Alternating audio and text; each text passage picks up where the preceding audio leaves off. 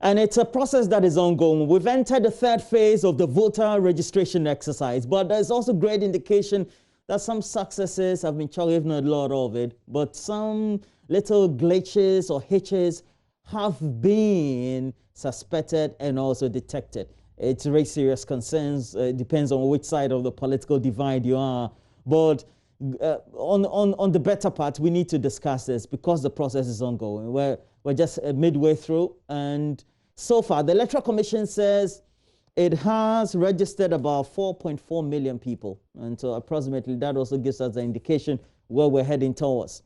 We have the Director of Electoral Services, Ghana's Electoral Commission, Dr. Serebour on stream, joining us live. Good morning to you, sir. Can you hear me? Good morning, my brother. It's Kweku, not Kwaku. Kweku. Name corrected. I should know better. And how would you rate the exercise so far as we've entered the third phase, Dr. Kweku? As I've always been saying, but for the COVID breaches, it would have been one of the best exercises so far. So what I would say that it has been very good exercise. The good Lord has been good to us. Let's look at the first and second phase as we've entered the third phase. As a commission, what were your own observations on the technical side of things and then also on the ground by way of participation? It's again, but for the COVID, because if you look at the records, it has been very good. The patronage has been very good. The people have been comporting themselves. But unfortunately, the COVID protocol observation has been the challenge. But you can consider that comparatively, the second phase or the second batch has been very successful than the previous with respect to the social distancing observation and the rest. So we are improving upon day by day. What about the technical side? Your machine? The technical side, naturally going into major activity of this nature, once a while there will be some few hitches, but we have technical people to address them. I think 3 days ago, we had a challenge because we were then rolling out additional kits. From the 30th to June, 30th June to 5th June, we were going halfway. Then the 6th to 11th, another halfway. Then on the 12th, that was 3 days ago, Sunday, we moved full hog phase. So we were previously handling about 3,400 to 500. By this time, we have moved to about 7,000. And we needed to activate them before they can operate them at the field. Normally, the kids are with them, but we don't give them activation code. Because if the kid is there, nobody is using it, the temptation may be that somebody may be tempted to use it for unexpected usage. So it's only when the machine is ready for usage that we activate them. And this activation is done through activation code sent from the head office to the districts. And we had challenges with network and other things, but on Sunday, some of them were able to activate around 4 o'clock and the rest. But for yesterday, no challenges. Today, we are expecting there will be no challenges too. Okay. So you are saying that during the first and second phase, you use a certain set of machines. How many of them did you use? We used around 3,400 to 3,500. But now we are getting to 7,000. Okay. And the 7,000 is a full deployment? Yes, that's a full deployment. Okay. So that is the full phase is about 6,780. And that's what we are using now. Now, how many people did you estimate you want to capture? For the whole period? Yes, please. Yeah, we are targeting 15 to 16 million. I don't understand. What is 15 to 16 million? What I mean is that we are expecting that by the time we will finish the registration in early August, we are expecting that we have registered between 15 million and 16 million. The register you are replacing, how many people per your records do you have on it? It's about 16.7. And we are saying that it's booted. So if it's booted, then we are expecting that the figures should come down. Now, the situation that was recorded on Sunday, why is it that the activation codes were not given to the ROs or the officials early enough? That's what I said. We don't want them to activate them where the machine is lying idle. The temptation may be there for them to misuse it. So it's only when we are ready that this machine should go to the field that we give them the activation code. Are you saying that the machines were not on the field? Because I saw the machines on the field, but they said they were waiting. Yeah, and said that they are on the field, but they have not been activated, so they cannot be used. Okay. It's only when we are ready that this machine should now go to the field that we give them the activation code. There were some concerns expressed by the main opposition party. We're talking the NDC here. And they felt that if you look at where the problems were coming from, they were mainly in their strongholds. Let's say even in Accra, you have it in Ayawaso, East, Central, and some of those places. In some polling or some registration centers where if there was a polling center, usually NDC would get the highest vote. So they have these claims being made. And they justified. Walker, Sir. It covered every district in the country. So it was not specific to a particular region or district. Every region, every district had an increment in the numbers of the kits. So the challenges affected every district in Ghana. So I don't think anybody can claim that it is their stronghold. It covers every district and every region in Ghana. So that's so that we were doubling the figures. So every region, if the district was already operating 20, they were now going to 40. If they were operating 5, they were going to 10. So it affected every district and every region in Ghana. If we look at the figures that you've so far supplied to the public and the media, you have about 4.4 to 4.5 million, let's say approximately, people registered so far.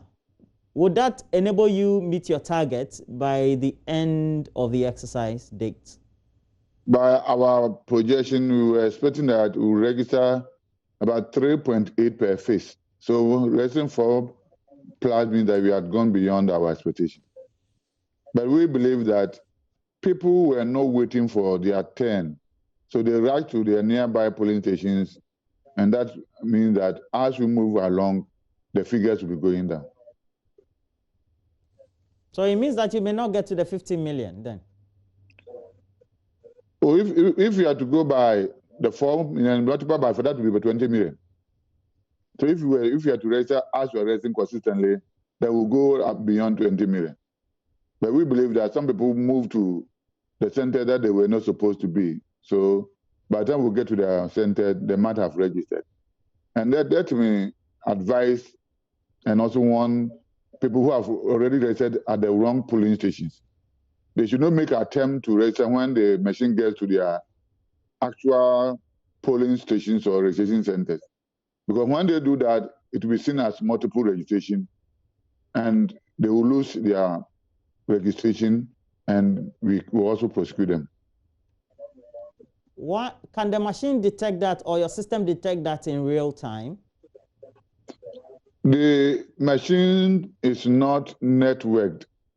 So if you register more than once on a particular machine, it will be detected.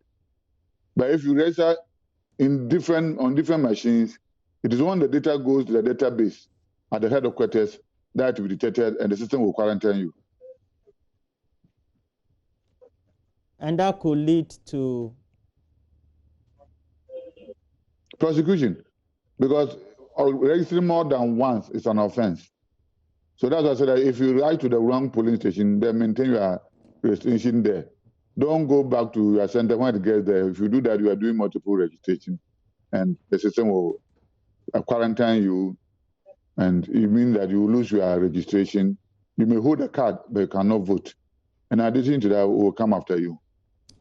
The figures you have for 4.445 million registered voters, which category or percentages use the documentations that you needed for them to get registered? I don't have the exact figures with me, but approximately 60% of voters are using the Ghana card, and about 38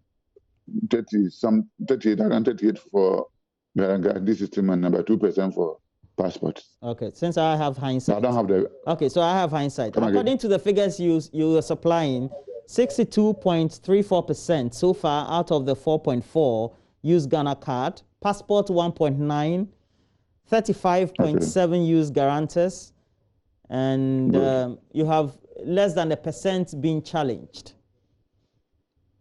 Good. Okay. The NDC. So, that's it. Please go on. If you are to go by the 2019 limited registration, about 95% of them went by the guarantee system. So it means that they have been a huge penetration of the Ghana card.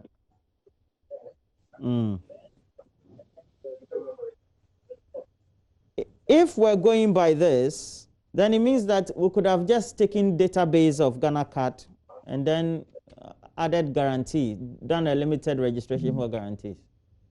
Yes. We couldn't, in the sense that if you want to go by them, then they should have attained almost 100% coverage. But clearly, you know that they have not covered that percentage. In addition to that, we are so close to election and we don't have to take chances. If you want to go by their figures, mean that you have to migrate. And if you are migrating and have challenges, you cannot come back and compile new register. So the best thing is that let's go by what we are used to. In future, when we have time, then we can take the experiment that you are talking about and there will be no challenges. Because unlike election, Ghana, the national identification can use 5 years to compile the register, there will be no challenges. But we cannot, if we are not able to compile this register by the end of August, we can't do election in Ghana. So we don't take chances.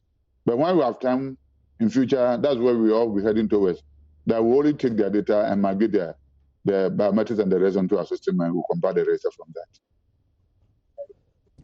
The guarantee system, how has it been working, sir? I don't know if you have been monitoring, but as I said, it's not a new thing. We have been using guarantee system since 1995. So people are used to it and it has been working successfully. So far, I don't think I've heard of any complaint that somebody didn't get anybody to guarantee for them. No, I haven't heard that complaints. The NDC has been complaining about their stronghold, the border areas. We know that you are not in charge of the borders as to who crosses and who doesn't cross, who doesn't get through an illegal point or an entry point.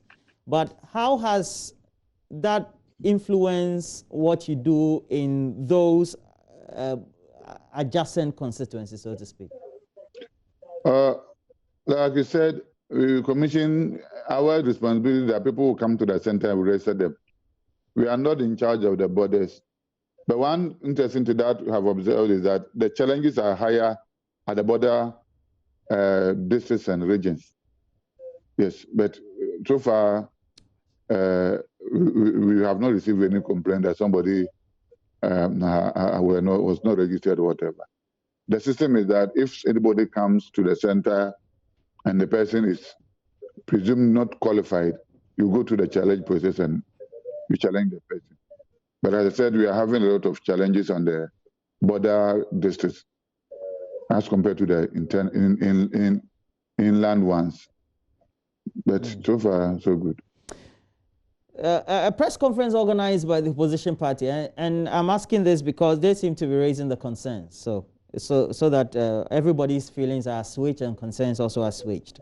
The Director of Elections of the NDC, Elvis Efriankra, did state that there's total chaos and that the process they have detected in their strongholds are very slow? I don't know, Walker, but your people have also been observing. So some of these things, a neutral person should be able to judge. But we know that we've sent same equipment, same processes to all places. In the course of sending the materials, we don't discriminate. They are the same machines, and people have been trained to go by that. So if it is slow, I don't know, slow means that the people will intentionally delay the process. It can be. But even if there's a process with respect to some people not registered, that's why we have made buffer with respect to the mop-up time. And I always give assurance, and that is the stand of the commission, to the last person who is qualified to register and makes himself available has been registered, the process will continue. Mm. The centers for registration, by law, what processes do you go through to demarcate them or legalize them? You register the people for polling stations. So people should know that if I'm registering, I'm being registered for Rona Walker's polling station. Because in the course of registration, we call them registration centers. When we are voting, we call them polling stations. When we are doing exhibition, we call them exhibition centers. So they are the same thing, but they assume different names depending on what we are doing. And in each case, we have to gazette them. So registration centers have been gazetted. After the close of registration, they become exhibition centers for exhibition. And the course of election, they become polling stations. So, Gazette, have you gazetted all the centers you are doing the registration now? Yes, we have. The ones at senior high schools, have you gazetted them? Let me give the difference. Some secondary schools are themselves polling stations, so they are registration centers. Meaning that the students over there don't have to go anywhere because they are registration centers. And those in such areas, they are competing with the community around. Because once a polling station, anybody living within that community will have to come to the campus there to register. So the students are registering with the community inhabitants. Then we have people centers which are outside the school campuses. So for some of them, there will be a secondary school here and maybe a nearby primary or JSS. So where the centers are not sited in the schools, they go out of campus and register at the surrounding registration centers. Now, we know that COVID has brought about restrictions. So the GES wrote to us that as part of the conditions for reopening of the schools, the students are not supposed to go out of campus. So we should have them registered. So the commission decided that in that case, we will send the machines to the polling stations, and we have the mobile teams which are already registering people when there are congestions. So we register them at their schools and assign them to the registration centers, which is closer to their schools and which will have served as their registration centers, but for the restrictions. So those people are registered not for the polling station in that school, but the nearby registration centers. So they cannot vote in their schools if they are not already polling stations. So their names will be sent to their actual polling stations. So I don't think anything has changed. You would have registered at outside, let's say, Joy FM studios. But because of the restrictions, you will come and register you at Joy TV and put your name at Joy FM. So you will still vote at Joy FM. So when COVID is still around on December 7th, how is that going to be for the voting process? If it is to be like it is now, then we will still go by our protocols. We should all bear in mind that the Constitution gave us the mandate to compile, register, and conduct and supervise elections. The Constitution did not give us mandate to postpone elections. And the Constitution says that not less than 90 days to the expiration of the president's term and not more than 30 days. So not more than 90 days and not less than 30 days. We are supposed to conduct elections. So when we do our computation, the last day that we can conduct election is on the 7th of December. So that on the 7th, the president can be sworn in, that is 30 days. If you remember, in 1992, we did the presidential election on the 3rd of November, which was about 2 months to the expiration of the president's tenure of office. So we can do presidential elections any day from 90 days to the 30th date. But parliamentary, it says that we cannot do it less than more than 30 days. So the last day that you can do parliamentary election is the 30th day to the expiration, which is on the 7th January. Meaning that we can do even parliamentary election on the 6th of January, provided we get a result for them to be sworn in. So if you want to merge the two, not less than 30 days and not more than 30 days mean that they will meet at 7 December. So Electoral Commission cannot, under any circumstance, conduct presidential elections after 7th December. It will be a breach of the Constitution. Okay. So we are planning to have the election on the 7th December. If there's any law, whatever, that comes to say that it should be postponed, they shouldn't come from Electoral Commission because we don't have that mandate. So as far as we are concerned, we are gearing towards 7th December, and all activities are towards that. And we have rolled out our program of activities from 1st of June to the 28th of December. 28th of December, sorry, 21st of December. So in case there should be runoff, they are all captured in our timetable, and we have sent them out. So I believe you should have it now.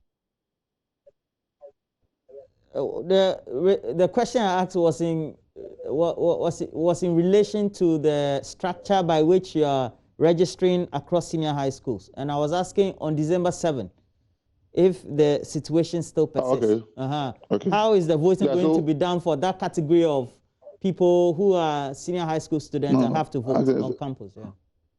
Yeah. So on the 7th of December, these people that we are registering would have finished school, because they are mostly the final year students. So on the 7th of December, they will not be under any restriction. And we are expecting that most of them would have gone to their communities of origin. In that case, they might have applied for transfer to vote at where they will be residing. But those who will be on campus, they are not supposed to be on campus because they might have completed school by then. Yeah. That's logical. So who do the transfer for them? The 18-year-olds? The transfers, 18-year-olds are outdoors. That's why they are allowed to vote. If they are 17, they are seen not to be outdoors. That's why they don't vote. So once they are registering, then the law expects them to be outdoors. So what they will do is that they will go to the district where they will be residing after completion of school. And they will make themselves available with their card. The Electoral Commission will transfer them to wherever they want to vote. Okay. We've seen pictures of Nana B, for example, at the school in Kumasi, interacting with a student at a time when there's also an officer just behind with the table set for registration. So you allow them to, is it public education, EC education, National Commission, civic education, or what are the parties supposed to be doing on the campuses? Once you open the place for registration, then by law, the political parties are also accredited to observe the registration. So wherever we are registering, the parties have their agents there. Our responsibility is to go there to register them, and the party's responsibility is also to observe that if somebody is not qualified, they can object to the person's registration.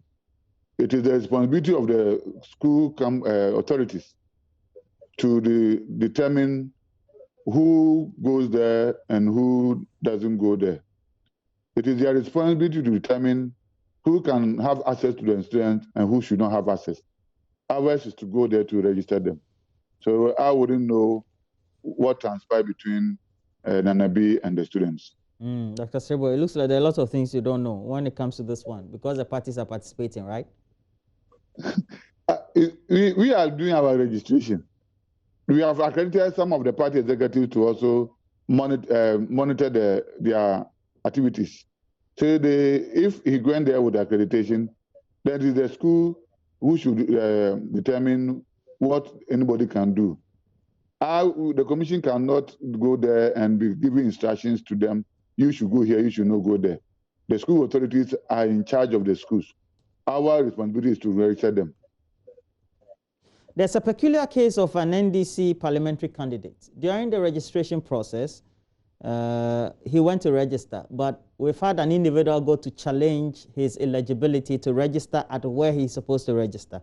What are you familiar with this case? What's a peculiar case he finds himself in?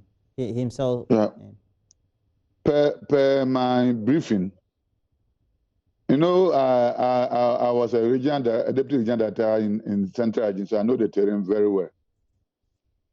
What I've been told is that the candidate went to a community, the name has just escaped me, it's just around the Terridge area, to register. So when you went there, he quoted a residential address. The place is called Nkamfwa. He quoted a residential address. And somebody who was there said that you don't reside at Nkamfwa. So the person, the challenge system is that if somebody is registering, the person is not qualified. You only call the attention of the registration officer to that. The applicant will be informed that somebody wants to challenge your registration. It is left to the applicant to decide that, okay, then I'm not registering, or I want to register. If the applicant wants to register, then the challenger will fill the challenge form, citing the grounds that he thinks that the person is not qualified. It could be border on nationality, that the person is not a Ghanaian. It could border on age, that the person is not up to 18 years. It could border on the soundness of the mind, that the person is not of sound mind. And it could border on the fact that the person is not a resident of the locality. You should register within your locality. A polling station is serving a location. So you should be within that location before you register at a specific polling station. So or you can even challenge that you have already registered and you want to register again. Because with that. So when the person challenged, there are these grounds are on the form, and there are possible for them to take. So you only take what is applicable to the reason for your challenge. Now, when you do that, the ID card is not given to the applicant. This registration review committee is set up, and you will appear before them. So my information is that the person was challenged that he doesn't stay at the house which he's quoting the house number. So they appear before the review committee, and it will interest you to know that on the review committee, all the political parties which are active in the district are members of the committee, including the district police commander and district director of education. Our district officer is a member secretary and one traditional ruler. This committee meets and select their own chairperson who will chair their meetings. So when they come out with their verdict, the commission is mandated to implement them. When the verdict comes, and the law is that in the course of their sitting, they have the same powers as a district court. They can subpoena witnesses and do investigation, whatever they want to do. So when they establish their verdict, the commission is bound by their judgment to implement them. So that is exactly what has happened. Now, it could be that the person, even though wants to be a parliamentary candidate, necessarily needs to be a voter in the constituency. That's it. The law says that I should be a registered voter. Okay. And I'm not so sure about the registration of whether I should be in the constituency or not. Okay, so it means that he can still be. So does he have an opportunity then to still become a voter by the time that he's supposed to file for his parliamentary candidature? Once the challenge is upheld, you have to find a way to purge yourself. If it stays, then the machine will have quarantined you in the system. So no matter where you go, once you register, the machine will see you as having done additional registration, which is an additional offense. So he can only purge himself of this process. Apart from that, he can never be a voter. okay, so if he provided an information, say, I stay within a certain area, and the committee has found out he doesn't stay in that area, but stays in another area, that is not an offense. It's just maybe... It is an offense. Okay. Because the law says that if, in the course of registration, if you give wrong information, you should be even prosecuted. So if you don't reside at Joy FM and you tell us that you reside at Joy FM, it is established, you have given wrong information. So you can even be prosecuted. I'm not judging his case, but that is the issue. So if it is established that he really gave wrong information, then his disqualification is justifiable and he can even be prosecuted.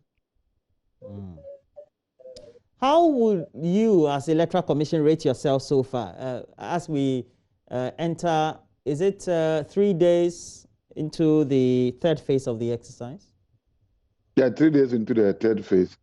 I would say that when it comes to the registration itself, I will give ourselves not less than 95%. The major challenge has been the observation of the protocols, especially with the social distancing.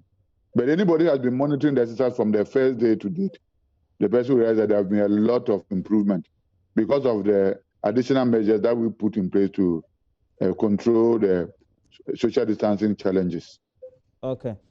We're letting in our viewers 5 minutes of any question they have for you. Please, if you know you want to insult the Electoral Commission, this is not the time. We'll cut you. We'll cut you off. So ask questions. You have problems with the electoral process as you have experience or somebody around you. So we already do have. We'll display the numbers again on the screens. Dr. Serebour Kweku is the Director of Electoral. Martin, where are you calling from? Good morning. I'm calling from Tekrade. Okay, wait. Dr. Kweku, can you hear him? I can hear him loud and clear. Okay, please go ahead, Martin. Yes, I'm calling from Tekrade. I have a problem with, I just want to ask a question of our wards in the nursing training colleges. Because I have a ward in nursing training college in Takwa. They are not allowed to go out for the registration. May I know if they have gotten any arrangements this nursing third years who are also writing in these colleges? Okay. Can you understand? I said my ward is in nursing college. Yeah, Martin, we've gotten your question. I'm sure Dr. Serebour to have got it. Dr. Serebour, wait. Let me take one more caller. Please, next one. Hello. Please, what's your name? Where are you calling from? My name is Sichofe. Sichofe, where are you calling from, please? I am calling from Hokwe. Okay. What's your question? Yeah, my question is that, can I register at a place and then later on transfer my vote to maybe my station where I reside? Okay, question 2. Let me take a third, if we have. Okay, we don't have. Okay, so the first one says that the daughter nursing training, but they are not allowed to go out and register. And interestingly too, you haven't set up a polling center there. So we're wondering, they're all students. COVID is in. What I would say is that all the other institutions which were under restrictions, those that came to our knowledge, we covered them. So if the nursing training you're talking about has not been catered for, the authorities should get in touch with our district officer and he will make an arrangement to register them. Okay. And then the second question, Hokwe, register at one place, can I transfer to another place before the election? Roland, it's not easy working under pressure during transfers. So I will appeal to any applicant that with the exception of the students who have no choice, if you want to register, you should go to where you want to vote. Because we are talking of less than 6 months. So you should know where you'll be within the next 6 months. You can apply for transfer, but the challenges are not easy. So the best thing is that go and register at where you want to vote, so that you not bother yourself with the process of going through the transfers. Okay. But for the students, they don't have any choice. So those students, we will. There's already CI before Parliament. Once it matures, it will give us a mandate to transfer them. But I will appeal to any ordinary applicant to register at where he or she will want to vote, so they don't go through the processes of the transfer, which is not easy. Okay, so I have Hussein on the line. Hussein, where are you calling from? I'm calling from Tantra Hill. Please go ahead. Your question. It's a question, please. Yeah, my question is, when are they coming to around St. John's and Tantra Hill area, my area? And then the second question is, I'm 73 years. Would they consider the old age and the disabled when they come there? Okay, Rashid. Yes, hello. Where are you calling from, Rashid? I'm calling from Upper West Region. Very good. Yes. Rashid. My question still remains on the ACH students. Please. I'm going to ask Dr. Serebour, the ACH, the senior high students. And I want to ask Dr. Serebour, why is it that they are just desperate not to let the students to come home, and then they are still leaving them on campus without the necessary measures that supposed to put in place? This is, we all Ghanaians ask them to wait. Okay. So the gentleman Hussein is 73 years. Says, is there any preferential treatment to those who are aged? And then Tantra Hills, he wants to know when his area, Dome, St. John's, those places, when they... Dr. Serebour, can you answer that for him? With the 73-year-old uncle, we have made an arrangement that people 60 years above and people with disability and advanced pregnant people should go to the district office if they can. So in that case, I don't know where the district office is, but I believe he should know. If he goes to the district office, there are no long queues there, so the pressure on him to register will be easier for him at the district office. But if he's too far away from the district office, we are moving in phases as we are aware. He should go to where he's supposed to register. We might have pasted the notice of movement at the polling station, so he will know the exact date that will be there. But I would recommend that registering at the district removes the busting and hassle from you. You can comfortably register because the queues are not high over there. But if it's far away from the district office, then when you go to the polling stations too, it's also by convention that the aged and the people with disability, the vulnerable groups are also given some special attention that they don't join the long queues. Okay. But I would recommend the district office registration for you. Mohammed says, Rashid says that you Electoral Commission, COVID is around, and you are just allowing free SHS registration, rough. No, I think what he said was that, why are we not allowing the student to go home? And that is not our mandate. We cannot ask the student to go home or not to go home. Ours is that we are mandated to register any Ghanaian who qualifies to be registered. So once you are restricted and we can come there, we will come and register you. Francis. Yes, please. Where are you calling from, please? And ask a question. I'm calling from Lamuse in Upper West Region. My question is that I want to find out whether the law that gave them the mandate to set up the registration center, does it give exemption to COVID situations such that they can move or per their discretion, based on their perception of risk of COVID, they can move and establish new registration centers? Thank you. I don't understand your question, but I think what he's trying to say what I'm saying is that, can I repeat myself? Please. Yes, the law that gave them the mandate to establish the polling registration centers for exhibition and then voting subsequently. Does it give exemption that because of COVID, they can move to a particular place and establish a temporary registration center for people? That's what I want to find out. Like in the case of the senior high school they are moving into.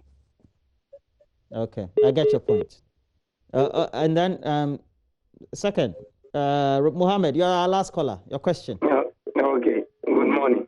Morning. Where are you calling from? I'm calling from Northern Region, Tamale. I want to ask Mr. Serebour. He said that you can register and then transfer your votes. And then later, he said those who are in the house, that he will advise you should go and register don't register a place and then later you want to do a transfer. So why is it that they are registering the students? Meanwhile, the students, that's not their hometown, some of them. So why registering them? And then telling us in the house that if we are to register, we should register where you are coming from. Don't register at some place and you want to do a transfer. So what is he telling us? What about the students? Okay, point well noted. Please answer, Dr. Serebour. So these are our last two callers. Can you answer Mohammed's question and then we'll move on? The last question is asking, why am I advising the people in the house not to register and think of transfer? And I believe they are not under any restriction. So what you should understand is that it is in your own interest to register at where you want to vote, so you not go through the challenges of being transferring your vote.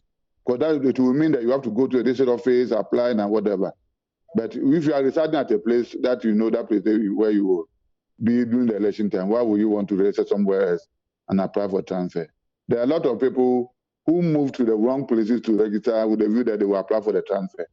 And if you did it within the same vicinity, you will not be allowed to apply for the transfer. So they should register at where they will vote as much as is possible. But the students are under restrictions, so we cannot put them under the same category. Then somebody was also, what is the law about us raising them outside the gazetted place? I think I've answered that question. That they are under restrictions. In the normal circumstance, they will have to go out of campus to register. But we are not raising them for the school. We are raising them for the police raising center that is serving their school. So we are not raising them for non-gazetted center. We are raising them for a gazetted center.